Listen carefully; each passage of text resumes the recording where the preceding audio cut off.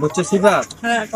এই যে এই রোজার দিনে অনেকে ঘুষ খাবো, সুদ খাবো এবং যে অনেক খারাপ কাজ করব, তাদেরকে কি করতে হবে? তাদেরকে ইসলামের পথে আনতে হবে।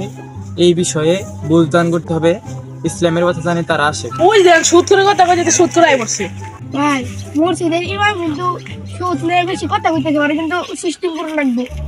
আমার যে দেখতে দেখি আর টাকা পয়সা কিছু দিয়ে না আমারে।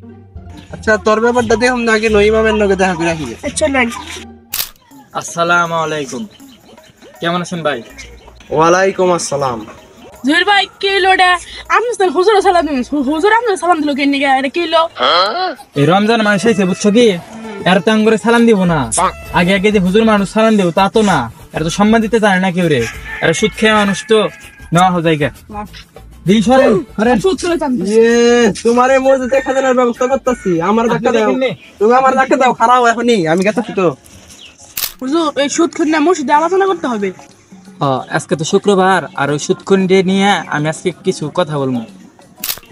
স্যার মসজিদের ইমাম রে সিস্টেম করে লাগবে। ওটাই তো চিন্তা করতেছি কোন দিকে। জুয়েল ভাই কি হয়েছে? আপনারা নে না ভাই সে বক্তব্য দিছে। ও শালার কত বড় সাহস! আমি সুটকা দেখে আমার নামে বক্তব্য দেয়, আমারও বানুঙ্গা। ওরে ফাড়ে আলমু আরে হুজুর সুদ করে না আজকে মসজিদে বক্তব্যটা ভালো হয়েছে। তা তো এই সুদখোরটা ভালো বোনা, এগুলিকে যেহেতু বক্তব্য দিতেছি, এত কিছু করতেছি। হ্যালো, খারাপ হয়েছে, এই যে খারাপ হয়েছে।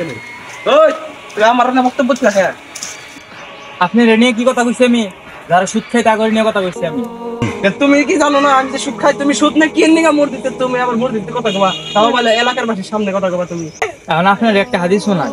হযরত মুহাম্মদ সাল্লাল্লাহু আলাইহি সাল্লাম বলছেন, যে ব্যক্তি সুদ খায় সে তার উম্মত নয় এবং সে আল্লাহর বিরুদ্ধে যুদ্ধ ঘোষণা করে। এই সুদের কারণে সমাজে অনেক সংসার নষ্ট হয়, ধনীরা ধনী হয় এবং গরিবরা গরিব হয়। এই সুদের কারণে মানুষ মানুষকে মারে টাকার জন্য, বুঝছেন?